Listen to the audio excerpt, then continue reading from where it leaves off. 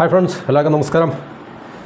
സുഹൃത്തുക്കളെ, നമ്മളിന്ന് മറ്റൊരു പ്രധാനപ്പെട്ട ടോപ്പിക്കാണ് ഡിസ്കസ് ചെയ്യുന്നത്. മിഡിൽ ഈസ്റ്റുമായിട്ട് ബന്ധപ്പെട്ടാണ്. മിഡിൽ ഈസ്റ്റ് എന്ന് പറയുമ്പോൾ അമേരിക്കയും സൗദിയും തമ്മിലുള്ളൊരു ഹിസ്റ്റോറിക് ആയിട്ടുള്ളൊരു ട്രീറ്റി അല്ലെങ്കിൽ എഗ്രിമെൻറ്റ് എന്ന് നമുക്ക് വിശേഷിപ്പിക്കാൻ പറ്റുന്ന തരത്തിലുള്ളൊരു ടോപ്പിക്കാണ്. അതായത് കഴിഞ്ഞ ദിവസങ്ങളിൽ അമേരിക്കയും സൗദിയും ഒരു വളരെ പ്രധാനപ്പെട്ട എന്നുവെച്ചാൽ ന്യൂക്ലിയർ അറ്റോമിക് എനർജിയുമായിട്ട് ബന്ധപ്പെട്ട അല്ലെങ്കിൽ ന്യൂക്ലിയർ എനർജിയുമായിട്ട് ബന്ധപ്പെട്ട ഒരു ന്യൂക്ലിയർ അഗ്രിമെൻറ്റ് അല്ലെങ്കിൽ അറ്റോമിക് അഗ്രിമെൻറ്റ് സൈൻ ചെയ്യുന്നുണ്ട് 30 വർഷത്തെ. ട്രംപ് അത് അപ്രൂവ് ചെയ്തിട്ടുണ്ട്. അപ്പോൾ ഈ അമേരിക്കയെക്കുറിച്ച് നമ്മൾ പറയുമ്പോൾ നമുക്കറിയാം, US പ്രസിഡൻസ് കലാകാലങ്ങളിൽ മാറി വന്നുകൊണ്ടിരിക്കുന്ന US പ്രസിഡൻസ് അവർ ഏത് പാർട്ടി ആണെങ്കിൽ തന്നെയും അമേരിക്കയുടെ താല്പര്യങ്ങളെ മുൻനിർത്തിക്കൊണ്ട് മാത്രമേ അവർ തീർച്ചയായിട്ടും നയങ്ങൾ രൂപീകരിക്കാറുള്ളൂ. പിന്നെ മിഡിൽ ഈസ്റ്റോട് നമ്മൾ ബന്ധപ്പെട്ട് വരുമ്പോൾ അവർക്ക് ഇസ്രായേലിനെ ഒരിക്കലും മാറ്റി നിർത്തിക്കൊണ്ട് മറ്റൊരു പോളിസി അമേരിക്കയ്ക്കും അല്ലെങ്കിൽ പാശ്ചാത്യ രാജ്യങ്ങൾക്ക്, പ്രത്യേകിച്ച് അമേരിക്ക, ബ്രിട്ടൻ ഇതുപോലുള്ള രാജ്യങ്ങളെയൊക്കെ നമ്മൾ കണക്കിലെടുക്കുമ്പോൾ അവർക്ക് ഇസ്രായേൽ ആണ് വളരെ പ്രധാനപ്പെട്ട ഒരു അവരുടെ രാജ്യം. മറ്റു രാജ്യങ്ങളൊക്കെ അതിനുശേഷം വരുന്ന ഒരു സെക്കൻഡറി ഇമ്പോർട്ടൻസ് മാത്രമേ ഉള്ളൂ. അപ്പോൾ അമേരിക്ക ഏതൊരു രാജ്യത്തിനോട് അടുത്താലും അകന്നാലും അത് നമ്മൾ വളരെ ശ്രദ്ധാപൂർവം കൈകാര്യം ചെയ്യേണ്ട അല്ലെങ്കിൽ മനസ്സിലാക്കേണ്ട ഒരു കാര്യമാണ്. അമേരിക്കയുടെ ഫ്രണ്ട്ലി നേഷൻസ് ആയാലും അമേരിക്കയുടെ എനിമി നേഷൻസ് ആയാലും രണ്ടുപേരും ഒരുപോലെ തന്നെ വളരെ കെയർഫുൾ ആകുക എന്നുള്ളത് വളരെ അത്യാവശ്യമുള്ള കാര്യമാണ്. കാരണം അമേരിക്ക ഏത് രീതിയിൽ എപ്പോൾ പ്രതികരിക്കും അല്ലെങ്കിൽ റിയാക്ട് ചെയ്യുന്നുള്ള കാര്യത്തെക്കുറിച്ച് നമുക്കറിയില്ല. അപ്പോൾ ഇവിടെ സൗദിയും പിന്നെ അമേരിക്കയും തമ്മിൽ 30 വർഷത്തെ ഒരു കോൺട്രാക്റ്റ് സൈൻ ചെയ്തിട്ടുണ്ട്. അപ്പോൾ ഇതിനകത്തിലെ പ്രധാന പ്രശ്നം എന്ന് പറഞ്ഞു കഴിഞ്ഞാൽ അമേരിക്കയും UAEയും തമ്മിൽ ഓൾറെഡി ന്യൂക്ലിയർ അഗ്രിമെൻ്റ് ഉണ്ട്. സിവിൽ ന്യൂക്ലിയർ പ്രോഗ്രാമാണ് ശരിക്കും പറഞ്ഞാൽ. UAEയുമായിട്ട് സിവിൽ ന്യൂക്ലിയർ പ്രോഗ്രാം എന്ന് പറയുമ്പം ഈ സിവിലും ഉണ്ട്, മറ്റ് ആയുധങ്ങൾ ന്യൂക്ലിയർ വെപ്പണൈസേഷന് വേണ്ടി നമ്മൾ ഉപയോഗിക്കുന്നതുണ്ട്. സിവിൽ ന്യൂക്ലിയർ നമ്മൾ കറണ്ട് എനർജി ഉൽപ്പാദിപ്പിക്കാൻ വേണ്ടി. അപ്പോൾ അതിനകത്തൊത്തിരി അന്താരാഷ്ട്ര, ഇപ്പോൾ അമേരിക്കയാണ് ഇതിനകത്തിലെ ഏറ്റവും പ്രധാനപ്പെട്ട രാജ്യം. റഷ്യയുണ്ട്. അപ്പം അമേരിക്ക, റഷ്യയൊക്കെയാണ് ഒട്ടുമിക്ക രാജ്യങ്ങളൊക്കെ ന്യൂക്ലിയർ റിയാക്ടേഴ്സ് ഉണ്ടാക്കുകയും അല്ലെങ്കിൽ കൊടുക്കുകയൊക്കെ ചെയ്യുന്നുണ്ട്. ഫ്രാൻസ് ഇതുപോലുള്ള രാജ്യങ്ങളൊക്കെ തന്നെ ഉണ്ട്, ഇല്ലെന്ന് പറയുന്നില്ല. പക്ഷേ ഏറ്റവും മുൻപന്തിൽ നിൽക്കുന്നത് അമേരിക്കയാണ്. മറ്റ് എല്ലാ കാര്യങ്ങളും ഉള്ളത് തന്നെ അമേരിക്കയാണ് മുൻപന്തിൽ നിൽക്കുന്നത്. അപ്പോൾ ഇതിനകത്തൊത്തിരി ഒരു രാജ്യത്തിനും അങ്ങനെ പെട്ടെന്ന് അത് നേടിയെടുക്കാൻ കഴിയുന്ന ഒരു കാര്യമല്ല. എന്നുവെച്ചാൽ നമ്മൾ സ്ട്രെയിറ്റ് ഫോർവേഡായിട്ട് പോവുകയാണെങ്കിൽ ഇപ്പോൾ ഇന്ത്യയെപ്പോലെ നമുക്ക് ഇന്ത്യക്ക് റഷ്യ, അമേരിക്ക, ഈവൻ ഇതുപോലുള്ള രാജ്യങ്ങളിൽ നിന്നൊക്കെ തന്നെ ഒത്തിരി സഹായങ്ങൾ നമുക്ക് ലഭിച്ചിട്ടുണ്ട്. പക്ഷേ നമ്മളിപ്പോൾ വളരെ ഇൻഡിപെൻഡൻ്റ് ആയിട്ടുള്ള ഒരു സ്വയം പര്യാപ്തത കൈവരിക്കുന്ന രീതിയിലൊക്കെ തന്നെ നമ്മൾ വലിയൊരു ന്യൂക്ലിയർ ഫീൽഡിലൊക്കെ ഒത്തിരി നമ്മൾ നേട്ടങ്ങൾ കൈവരിക്കുകയും അതൊക്കെ നമ്മൾ വളരെ സുതാര്യമായിട്ടും വളരെ റെസ്പോൺസിബിളായിട്ടുള്ളൊരു രാജ്യമെന്ന രീതിയിലാണ് നമ്മൾ കൈകാര്യം ചെയ്യുന്നത്. പക്ഷേ പാകിസ്ഥാൻ്റെ കാര്യം നമുക്കറിയാം. അവർ പലയിടത്തുനിന്നും ബെഗ് സ്റ്റീൽ ബോറോ എന്ന് വെച്ചാൽ ബെഗ് എന്ന് പറഞ്ഞാൽ ഇരക്കുക, സ്റ്റീലിനെ കട്ടുപൊട്ടിക്കുക, ബോറോ എന്ന് പറഞ്ഞാൽ കടം മേടിക്കുക. അപ്പോൾ ഇങ്ങനെയൊക്കെയുള്ള പരിപാടികൾ കൂടെയാണ് അവരുടെ ന്യൂക്ലിയർ പ്രോഗ്രാംസ് എല്ലാം തന്നെ നടന്നുകൊണ്ടിരിക്കുന്നത്. അവരുടെ പിന്നെ എന്താണ് പറയുന്നത്, ഒരു AQ ക്യാനോ അങ്ങനെയാണെന്ന് പറയുന്നൊരു വ്യക്തിയാണെന്നുള്ള ഇതിൻ്റെ പിന്നിൽ ഉള്ള ഒരു പ്രധാനപ്പെട്ടൊരു പങ്കുവഹിച്ചത് പാകിസ്ഥാനെ സംബന്ധിച്ചു. പാകിസ്ഥാൻ്റെ ന്യൂക്ലിയർ, പാകിസ്ഥാൻ പട്ടിണിയിലുണ്ടായതിലൊക്കെ പിന്നെ കൂപ്പൂത്തി വീണിട്ടുള്ള രാജ്യമാണെങ്കിൽ തന്നെയും ന്യൂക്ലിയർ പവറാണ് ശരിക്കും പറഞ്ഞു കഴിഞ്ഞാൽ. ഓക്കെ, അപ്പോൾ ഇവിടുത്തെ പ്രശ്നം എന്നല്ല, നമുക്കറിയാം ഇസ്രായേലിൻ്റെ മുകളിൽ സൂപ്രമസി അല്ലെങ്കിൽ അവിടെ ഒരു രാജ്യത്തിനും സൂപ്രമസി ഉണ്ടാക്കി കൊടുക്കുവാൻ അമേരിക്ക ഒരിക്കലും താല്പര്യപ്പെടത്തില്ല. അതിപ്പോൾ ആയുധങ്ങൾ നൽകുന്ന കാര്യത്തിലാണ് ശരി. അമേരിക്ക ഏറ്റവും കൂടുതൽ അഡ്വാൻസ്ഡ് ആയിട്ടുള്ള വെപ്പൺസ് ഇസ്രായേലിനായിരിക്കും കൊടുക്കുന്നത്. അപ്പോൾ അതിന് തുല്യമായിട്ടുള്ള വെപ്പൺസ് പോലും മറ്റു രാജ്യങ്ങൾക്ക് അമേരിക്ക നൽകത്തില്ല. അത് സൗദിക്കായാലും UAEക്കായാലും ഈവൻ ടർക്കിക്കായാലും അല്ലെങ്കിൽ മറ്റേതെങ്കിലുമൊക്കെ പ്രധാനപ്പെട്ട രാജ്യങ്ങളിലൊക്കെ തന്നെ ആണല്ലോ മിഡിൽ ഈസ്റ്റിൽ. അപ്പോൾ അവിടെ ഒരു പിന്നെ മിലിറ്ററി എഡ്ജ് എപ്പോഴും ഇസ്രായേലിനായിരിക്കും. അമേരിക്ക നൽകുന്നതും മറ്റെല്ലാ കാര്യങ്ങളിലും ഇസ്രായേലിനാണ് പ്രിയോറിറ്റി കൊടുക്കുന്നത്. കാരണം അത് ഇസ്രായേൽ എന്ന് പറഞ്ഞാൽ വെസ്റ്റേൺ പ്രോജക്റ്റാണ്. അവർക്കതിന് ലോങ് ടേം വിഷനുണ്ട്. നമ്മളിപ്പോൾ കാണുന്ന യുദ്ധത്തിനൊരു വിരാമം അല്ലെങ്കിൽ ഒരു അവസരം ഉണ്ടായാൽ തന്നെയും അത് തീർച്ചയായിട്ടും അവിടുത്തെ പ്രശ്നങ്ങൾ തീരുന്നില്ല അല്ലെങ്കിൽ തീരാൻ പോകുന്നില്ലെന്ന് നമ്മൾ മനസ്സിലാക്കുക. അപ്പോൾ അതിൻ്റെയൊക്കെ പശ്ചാത്തലത്തിലാണ് ഇപ്പോൾ സൗദിയുമായിട്ടുള്ള ഈ ന്യൂക്ലിയർ ഡീല് അമേരിക്ക സൈൻ ചെയ്തിരിക്കുന്നത്. ബൈഡൻ്റെ സമയത്ത് ബൈഡൻ ഈ സൗദിയെ ഈ പറഞ്ഞ ന്യൂക്ലിയർ ഡീല് അല്ലെങ്കിൽ military defence, advance technology, F-35 ഇതൊക്കെ കാണിച്ചിട്ട് സൗദിയെ പ്രലോഭിപ്പിക്കാൻ ശ്രമിച്ചിട്ടുണ്ട്. കാരണം സൗദിക്ക് തീർച്ചയായിട്ടും ഇതുപോലുള്ള സഹായങ്ങൾ അമേരിക്കയുടെ ഭാഗത്തുനിന്ന് അത്യാവശ്യമാണ്. കാരണം ചുറ്റുവട്ടത്ത് പല രാജ്യങ്ങളും ഇപ്പോൾ ഇറാൻ ഉണ്ടെങ്കിൽ തന്നെയും ഇസ്രായേലും സൗദിയായിട്ടൊന്നും നമുക്ക് ഭാവിയിലെ അവിടുത്തെ ജിയോ പൊളിറ്റിക്കൽ ഡൈനാമിക്സിനെ കുറിച്ച് നമുക്കറിയത്തില്ല. അറിയത്തില്ല എങ്ങനെ ആയിത്തീരും നമുക്കറിയത്തില്ല. അപ്പോൾ ഇവിടുത്തെ ഈ ട്രംപിൻ്റെ ഈ ഒരു സൗദിയുമായിട്ടുള്ള എഗ്രിമെൻറ്റ് സൈൻ ചെയ്തിട്ടുണ്ട്. പക്ഷേ അത് US കോൺഗ്രസ് 90 ദിവസമൊക്കെ സമയമുണ്ട്. അതിനുള്ള അവർ അപ്രൂവ് ചെയ്താൽ മാത്രമേ അത് വാലിഡ് ആകത്തുള്ളൂ. പ്രസിഡന്റ് സൈൻ ചെയ്തിട്ടുണ്ട്, പക്ഷേ US കോൺഗ്രസ് അതിന് വാലിഡേറ്റ് ചെയ്യണം, അപ്രൂവ് ചെയ്യണം. അവരുടെ മുമ്പിൽ 90 ദിവസമുണ്ട്. അപ്പോൾ ഒരുമാതിരിപ്പെട്ട എല്ലാ ബില്ലുകളും അങ്ങനെ തന്നെ ആയിരിക്കും.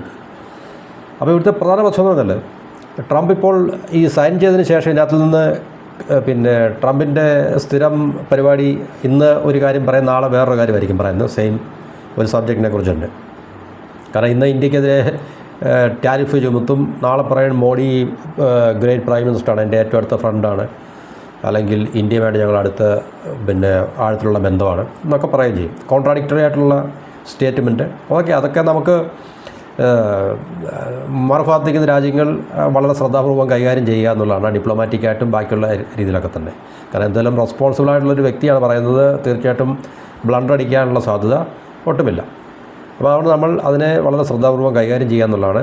മറുഭാഗത്തുള്ള രാജ്യങ്ങൾ, ഏത് രാജ്യമായാലും അമേരിക്കയായിട്ട് കൈ കൊടുക്കാൻ പോകുമ്പോഴോ അല്ലെങ്കിൽ ഇതുപോലുള്ള കരാറുകളിലൊക്കെ ഏർപ്പെടാൻ പോകുമ്പോഴൊക്കെ തന്നെ നമ്മൾ ശ്രദ്ധിക്കേണ്ടതാണ്. അപ്പോൾ ഇപ്പോൾ ട്രംപ് പറയുന്നത് പറഞ്ഞാൽ ആദ്യം പറഞ്ഞത് അവർ ഓൾറെഡി ഡീൽ സൈൻ ചെയ്തു, അന്നേരം കുഴപ്പമൊന്നുമില്ലായിരുന്നു. ഏകദേശം കഴിഞ്ഞ വർഷം 2025 നവംബർ മുതൽ ഇതിനായിട്ടുള്ള ചർച്ചകൾ നടക്കുന്നുണ്ടായിരുന്നു സൗദിയും അമേരിക്കയും തമ്മിൽ. ഇപ്പോഴാണത് ആ ചർച്ചകളെല്ലാം പൂർത്തീകരിച്ചിട്ട് ഇപ്പോൾ ഏകദേശം ഇത് 7ാം മാസമാണ്, 9 മാസം അല്ലെങ്കിൽ 10 മാസം. അതിനു മുമ്പ് തന്നെ ഒരുപക്ഷെ ഇതിനെക്കുറിച്ചുള്ള ചർച്ചകൾ കാണാം. എന്നും പെട്ടെന്ന് സാധിച്ചെടുക്കുന്ന കാര്യമല്ല. കാരണം ഇന്ത്യ അമേരിക്ക നമ്മൾ സിവിൽ ന്യൂക്ലിയർ എഗ്രിമെൻ്റൊക്കെ തന്നെ എത്ര വർഷങ്ങളായിട്ടല്ലെങ്കിൽ എത്ര മാസങ്ങളായിട്ട് പിന്നെ വളരെ ടഫായിട്ടുള്ള നെഗോസിയേഷൻസ്, കൗണ്ടർ നെഗോസിയേഷൻസൊക്കെ നടന്നതിന് ശേഷമാണ് മൻമോഹൻ സിംഗിൻ്റെ സമയത്ത് ആ ഒരു ന്യൂക്ലിയർ ഡീൽ നമ്മൾ സൈൻ ചെയ്തത്. അപ്പോൾ അതുപോലെ തീർച്ചയായിട്ടും ഇത് പെട്ടെന്ന് സാധിക്കുന്ന കാര്യങ്ങളൊന്നുമില്ല. മാസങ്ങളെടുത്ത് ഇത് പരസ്പരം ഇരു രാജ്യങ്ങളും ചർച്ച ചെയ്തും ഒക്കെ തന്നെ ഉണ്ടാക്കിയെടുക്കുന്ന ഏത് കരാറായാലും പ്രധാനപ്പെട്ട കരാറുകളെല്ലാം തന്നെ അങ്ങനെ തന്നെയാണ്.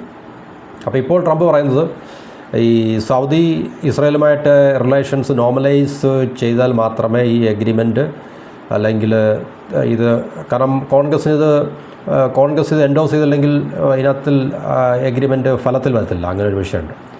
അപ്പോൾ കോൺഗ്രസ് എൻഡോസ് ചെയ്യാൻ, കാരണം ട്രംപ് പറഞ്ഞാൽ ഞാൻ സൈൻ ചെയ്യാനാണ്, കോൺഗ്രസ് അപ്രൂവ് ചെയ്യാൻ എൻ്റെ കുഴപ്പമില്ലെന്ന് പറഞ്ഞ് കൈ ഒഴിയാൻ പറ്റും മനസ്സിലല്ലേ. അപ്പം ഈ സിവിൽ ന്യൂക്ലിയർ ഡീല്, അപ്പോൾ ഇതിനകത്തിൽ ഈ യുറേനിയം എൻറിച്ച്മെൻ്റ് ഇല്ല, ശരിക്കും പറയാൻ സിവിൽ ന്യൂക്ലിയർ ഡീലുണ്ട്.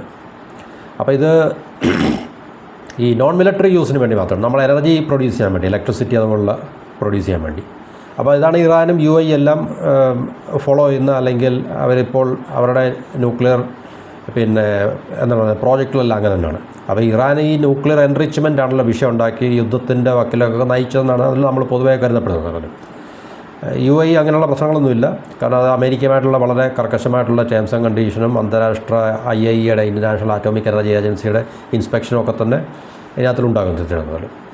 അപ്പോൾ ഇത് സൗദി ഈ പറഞ്ഞ എബ്രഹാം അക്കോർഡിൽ ഇതുവരെ ജോയിൻ ചെയ്തിട്ടില്ല. അപ്പം വളരെ കാലമായിട്ട് സൗദിയെ പ്രഷറൈസ് ചെയ്തുകൊണ്ടിരിക്കുകയാണ് അമേരിക്കയൊക്കെ തന്നെ, അല്ല എന്ന് വെച്ചാൽ ഇസ്രായേലുമായിട്ട് റിലേഷൻസ് നോർമലൈസ് ചെയ്യാൻ. ശരിക്കും പറഞ്ഞാൽ ഇസ്രായേലുമായിട്ട് റിലേഷൻ നോർമലൈസ് ചെയ്യുക എന്ന് പറഞ്ഞു കഴിഞ്ഞാൽ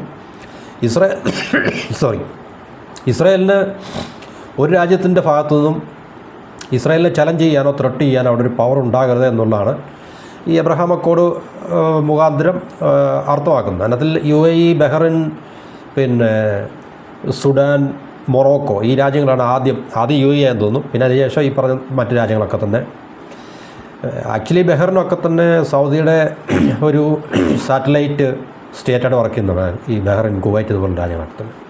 പക്ഷേ എന്നിട്ട് ബഹ്റൈൻ ഈ എബ്രഹാം അക്കോർഡിൽ അവർ ജോയിൻ ചെയ്തിട്ടുണ്ട്. അപ്പോൾ ഫലത്തിലിപ്പം സുഡാന്, മൊറോക്കോ, UAE, ബഹ്റൈൻ ഈ 4 രാജ്യങ്ങളാണ് എബ്രഹാം അക്കോർഡിലുള്ളത്. അപ്പോൾ സൗദിയെ കൂടി ഇതിനകത്ത് കൊണ്ടുവരാൻ വേണ്ടി മറ്റു രാജ്യങ്ങളൊക്കെ ഇതിനകത്ത് കൊണ്ടുവരാൻ വേണ്ടി 1 by 1 ആയിട്ട്, എന്നുവെച്ചാൽ എബ്രഹാം അക്കോർഡിൽ സൈൻ ചെയ്ത് കഴിഞ്ഞാൽ പിന്നെ ഇസ്രായേലുമായിട്ട് പ്രശ്നങ്ങളൊന്നുമില്ല. ഇസ്രായേൽ ആയിരിക്കും അവിടുത്തെ സുപ്പീരിയർ ആയിട്ടുള്ള സ്റ്റേറ്റ്. ഇസ്രായേലിന് ഈ പറഞ്ഞ രാജ്യങ്ങളിൽ നിന്നും യാതൊരു രീതിയിലുള്ള ത്രെട്ടും അല്ലെങ്കിൽ ചലഞ്ചസ് ഉണ്ടാകത്തില്ല. അപ്പോൾ ഇസ്രായേലിൻ്റെ ലോങ് ടൈം പ്രോജക്ട്സുകളൊക്കെ തന്നെ അവിടെ വളരെ എന്താണ് പറയുക പ്രശ്നങ്ങളൊന്നും ഇല്ലാതെ തന്നെ നടത്തിയെടുക്കാം. ഇസ്രായേലിൻ്റെ ആർബിട്രേഷൻ അനുസരിച്ചായിരിക്കും അവിടുത്തെ കാര്യങ്ങളിൽ നടക്കുന്നത് എന്നുള്ളതായിരിക്കും അതിൻ്റെ സം ടോട്ടൽ എന്ന് പറഞ്ഞു കഴിഞ്ഞാൽ. അപ്പം എബ്രഹാം അക്കോർഡ് വഴി ഇസ്രായേലുമായിട്ടുള്ള റിലേഷൻ നോർമലൈസ് ചെയ്താൽ മാത്രമേ ഈ പറഞ്ഞ എന്താണ് പറയുന്നത് ഈ സിവിൽ ന്യൂക്ലിയർ എഗ്രിമെൻറ്റ് ഇപ്പോൾ പ്രസിഡൻറ്റ് ട്രംപ് സൈൻ ചെയ്തിട്ടുണ്ടെങ്കിലും അത് ഫലത്തിൽ വരണമെങ്കിൽ തീർച്ചയായിട്ടും ഇങ്ങനൊരു കണ്ടീഷൻ മുന്നോട്ട് വെച്ചിട്ടുണ്ട്. ട്രംപ് ഇപ്പോൾ ആ ഒരു ആദ്യം എടുത്ത നിലപാട് മാറ്റിയിരിക്കുന്നതാണ് നമുക്കറിയാൻ സാധിക്കുന്നത്. അപ്പം അമേരിക്കയെ സംബന്ധിച്ച് ഇതൊരു ബിസിനസ്സാണ്, മൾട്ടി ബില്യൺ ഡോളറിൻ്റെ ഒരു ബിസിനസ് കൂടിയാണ് ശരിക്കും പറഞ്ഞു കഴിഞ്ഞാൽ. പക്ഷേ സൗദി ഇപ്പോൾ രാജ്യത്തിന് അവരിങ്ങനെ ഇസ്രായേലിന്, കാരണം ഭാവിയിൽ ഈ ഒരു രാജ്യം ഇതിനെ ന്യൂക്ലിയർ വെപ്പണൈസ് ചെയ്യത്തില്ലെന്ന് നമുക്കറിയാൻ പറ്റില്ല. നമുക്ക് പല രാജ്യങ്ങളും അങ്ങനെ തന്നെയാണ്, മനസ്സിലായല്ലോ. ഇപ്പോൾ തൊട്ടടുത്ത് ഇറാനും ഇസ്രായേലും ഒക്കെ തന്നെ ഇസ്രായേൽ ഡിക്ലെയർ ആയിട്ടുള്ള ന്യൂക്ലിയർ പവർ അല്ലെങ്കിൽ തന്നെയും ഇസ്രായേൽ ഒരു ന്യൂക്ലിയർ പവറാണ് ശരിക്കും പറഞ്ഞു കഴിഞ്ഞാൽ.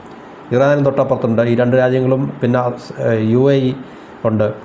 അപ്പം ഇങ്ങനെയുള്ള രാജ്യങ്ങളൊക്കെ തന്നെ ഇപ്പോൾ ന്യൂക്ലിയർ ഈ മേഖലയിൽ എന്നുവെച്ചാൽ ന്യൂക്ലിയർ എന്താണ് പറയുന്നത് ഫെസിലിറ്റീസ് ഉള്ള രാജ്യമാണ്. പ്രത്യേകിച്ച് വെപ്പൺസ് ഇസ്രായേലിൻ്റെയും പക്കലുണ്ട്. ഒരുപക്ഷെ ഇറാന് വളരെ ചുരുക്കം സമയം കൊണ്ട് ഇറക്കുക അതിനെ വെപ്പണൈസ് ചെയ്യാനും സാധിക്കും. അതിനുള്ള കപ്പാസിറ്റി ഒരു പക്ഷേ അവർക്കുണ്ടായിരിക്കാം, ഇല്ലെന്ന് പറയാൻ പറ്റത്തില്ല. അപ്പോൾ അങ്ങനെയുള്ളൊരു സാഹചര്യത്തിൽ സൗദി നാളെ ഇതിനെ വെപ്പണൈസ് ചെയ്യത്തില്ലെന്ന് നമുക്ക് പറയാൻ സാധിക്കത്തില്ല. അപ്പോൾ അതുകൊണ്ട് തീർച്ചയായിട്ടും ഈ പറഞ്ഞ അമേരിക്കയുടെ ഈ ഗിഫ്റ്റ് ഒരുപക്ഷെ അമേരിക്ക സൗദിക്ക് പിന്നെ ഒരു പ്രോത്സാഹനമായിട്ട് അല്ലെങ്കിൽ ഇസ്രായേലിനെ ആയിട്ടുള്ള ബന്ധം നോർമലൈസ് ചെയ്യാൻ വേണ്ടിയുള്ളൊരു ക്യാരറ്റായിട്ട് കൊടുക്കുന്നൊന്നുമല്ല, ഒരു റിവാർഡായിട്ട് കൊടുക്കുന്നൊന്നുമില്ല. ഇതിനെ ഒരുപക്ഷെ സൗദി ഒരു ട്രാപ്പിനകത്തിൽ കൊണ്ടിടാനുള്ള പരിപാടിയായിരിക്കാമെന്നാണ് നമുക്ക് മനസ്സിലാക്കാൻ കഴിയുന്നത്. ഒരുപക്ഷെ ഒരു 10 വർഷത്തിനുള്ളിൽ നമുക്ക് ഇപ്പോൾ ഇറാനെതിരെ അമേരിക്കയും ഇസ്രായേലും ഉപയോഗിക്കുന്ന അതേ തുറുപ്പിയിട്ട് തന്നെ സൗദിക്കെതിരെ ഉപയോഗിക്കാനുള്ള സാധ്യത ഉണ്ടോ എന്ന് തന്നെ നമുക്കിതിനകത്തിൽ സംശയിക്കേണ്ടിയിരിക്കുന്നു. അപ്പോൾ സൗദി ഈ പറഞ്ഞ ബെയ്റ്റ് എന്നുവെച്ചാൽ ഈ ചൂണ്ട പിന്നെ കുത്തിയിട്ടുണ്ട് എന്നുള്ളതാണ് നമുക്ക് മനസ്സിലാക്കാൻ സാധിക്കുന്നത്. കാരണം ഞാൻ പറഞ്ഞു മിഡിൽ ഈസ്റ്റിലെ ഗ്രേറ്റർ ഇസ്രായേൽ എന്നുള്ള പ്രോജക്റ്റ് സെറ്റിലാകാതെ അവിടെ യുദ്ധം പിന്നെ അല്ലെങ്കിൽ ഇപ്പോൾ നമ്മൾ കാണുന്ന മിഡിൽ ഈസ്റ്റ് കോൺഫ്ലിക്റ്റ് നിൽക്കുമെന്ന് നമുക്കറിയത്തില്ല നമുക്ക്. അപ്പോൾ എന്തായാലും ഗ്രേറ്റർ ഇസ്രായേൽ പ്രോജക്റ്റ് അവർ ഉപേക്ഷിച്ചതായിട്ട് നമുക്ക് ഒട്ടറിവില്ല. കാരണം ഇത് ഇന്നും ഇന്നലെയും തുടങ്ങിയൊന്നുമില്ല, 100 വർഷത്തിന് മുകളിലായിട്ടുള്ള അവരുടെ അംബീഷൻ അല്ലെങ്കിൽ വലിയ ഒരു പ്രോജക്റ്റാണത്. അപ്പോൾ അത് തീർച്ചയായിട്ടും അതിലേക്കുള്ള ഒരു പിന്നെ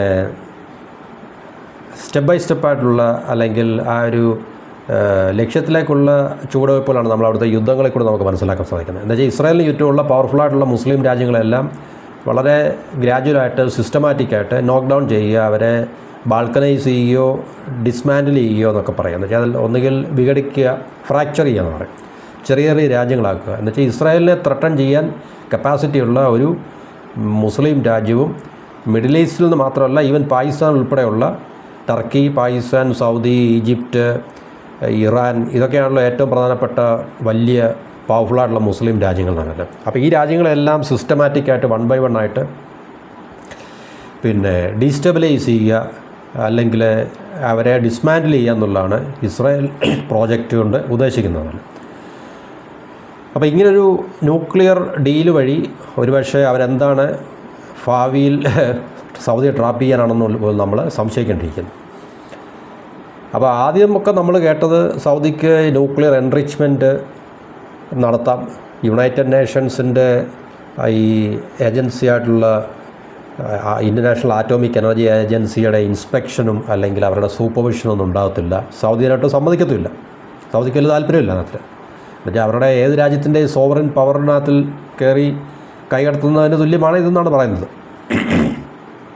അപ്പോൾ ഇസ്രായേലുമായിട്ടുള്ള റിലേഷൻ നോർമലൈസ് ചെയ്യണമെങ്കിൽ സൗദിയുടെ ട്രഡീഷണലായിട്ടുള്ള സ്റ്റാൻഡ് എന്ന് പറഞ്ഞു കഴിഞ്ഞാൽ പാലസ്തീൻ പ്രശ്നം സോൾവ് ചെയ്യുക, പാലസ്തീൻ സ്റ്റേറ്റ്ഹുഡ് എന്ന് വെച്ചാൽ പാലസ്തീൻ എന്ന് പറയുന്നൊരു രാജ്യം ഇസ്രായേൽ അംഗീകരിച്ച് പിന്നെ ഉണ്ടാക്കി കൊടുക്കുക എന്നുള്ളതാണ് സൗദി മുന്നോട്ട് വെക്കുന്ന ഒരു കണ്ടീഷൻ അതല്ല. പക്ഷേ അത് നമുക്ക് നടക്കുമെന്ന് നമുക്ക് തോന്നുന്നില്ല. കാരണം ഇസ്രായേൽ സമ്മതിക്കത്തില്ല, അമേരിക്ക സമ്മതിക്കത്തില്ല. അതുകൊണ്ട് തീർച്ചയായിട്ടും സൗദിയുടെ ആ ഒരു പിന്നെ അജണ്ട നടപ്പിലാക്കാൻ സാധിക്കത്തില്ല. അപ്പോൾ അത് സൗദിയുടെ കണ്ടീഷൻ അതാണെങ്കിൽ തീർച്ചയായിട്ടും ഇസ്രായേലും സൗദിയും തമ്മിലുള്ള ഒഫീഷ്യലായിട്ടുള്ള ഫോർമലായിട്ടുള്ള റിലേഷൻഷിപ്പിൻ്റെ നോർമലൈസേഷൻ സാധ്യമല്ല. അപ്പോൾ ഈ എഗ്രിമെൻ്റ് അനുസരിച്ചിട്ട് സൗദിക്ക് യുറേനിയം എൻറിച്ച്മെൻറ്റ് കപ്പാസിറ്റി അല്ലെങ്കിൽ കേപ്പബിലിറ്റി അവർക്ക് ഡെവലപ്പ് ചെയ്യാം എന്നുള്ളതാണ് പറയുന്നത്. അപ്പോൾ അങ്ങനെയാണെങ്കിൽ തീർച്ചയായിട്ടും ഇത് ടർക്കി, UAE, ഖത്തർ, പിന്നെ ഇറാനെ ഈ പ്രശ്നം വെച്ചാണല്ലോ അത് അറ്റാക്ക് ചെയ്തെന്ന് പറയുന്നത്. അപ്പോൾ ഇങ്ങനെയുള്ള രാജ്യങ്ങളൊക്കെ തന്നെ ഇതിനകത്തിൽ മറിച്ചൊരു നിലപാടെടുക്കാനുള്ള സാധ്യതയും ഉണ്ട്. അപ്പോൾ അത് ആ റീജിയനിൽ പിന്നെ നമുക്ക് ഈ പറഞ്ഞ ന്യൂക്ലിയർ വെപ്പണൈസേഷൻ അല്ലെങ്കിൽ ആ ഒരു ആയുധവൽക്കരണം, അണുവായുധവൽക്കരണത്തിനുള്ള സാധ്യത ഇസ്രായേലിന് ഓൾറെഡി ഉണ്ട്. ഇറാൻ അതിൻ്റെ വക്കിലാണ്. UAE സിവിൽ ന്യൂക്ലിയർ പ്രോഗ്രാമായിട്ട് മുന്നോട്ട് പോകുന്നു.